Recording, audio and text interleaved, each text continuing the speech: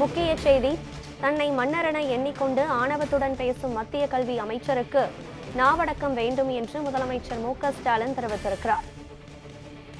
இதுகுறித்த விவரங்களோடு இணைகிறார் நமது செய்தியாளர் சாமுவேல் எபினேசர். சாமுவேல், முதலமைச்சர் மு.க.ஸ்டாலினுடைய இந்த கண்டன பதிவில் முழு சாரத்தையும் பதிவு செய்யுங்கள்.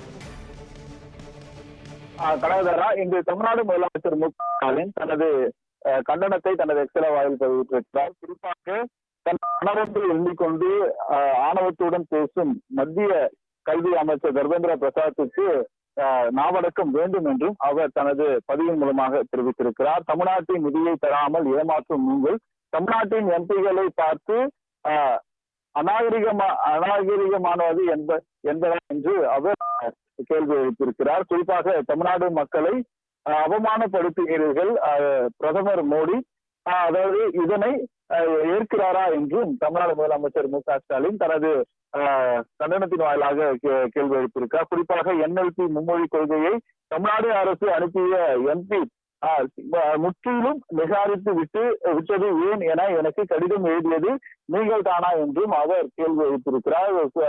பின்னர் பிரதமர் அவர்கள், நாங்கள் மக்களின் எண்ணங்களுக்கு மட்டுமே மதிப்பளித்து செயல்படுகிறோம், உங்களைப் போல நாக்பூரின் சொற்களுக்கு கட்டுப்பட்டவர்கள் அல்ல எனவும் அவர் தனது அதாவது எக்ஸல வாயில் தெரிவித்திருக்கிறார். இதைத் தொடர்ந்து, நாங்கள் உங்கள் திட்டத்தை செயல்படுத்த முன்வரவும் இல்லை, அப்படியே முன்வராத என்னை யாரும் வற்புறுத்தவும் முடியாது எனவும் இந்த கண்டனத்தில் தெரிவிக்கப்பட்டிருக்கிறது. தமிழ்நாட்டு அதாவது மக்களுக்குரிய நிதியை எங்களிடம் இருந்து வசூல் செய்த வரியை விட்டுவிட முடியாதா என்பதற்கு மட்டும் பதில் கூறுங்கள் என்று தமிழ்நாடு முதலமைச்சர் மு.க.ஸ்டாலின் தனது கண்டனத்தின் வாயிலாக தெரிவித்திருப்பது குறிப்பிடத்தக்கது. கனகதாரா,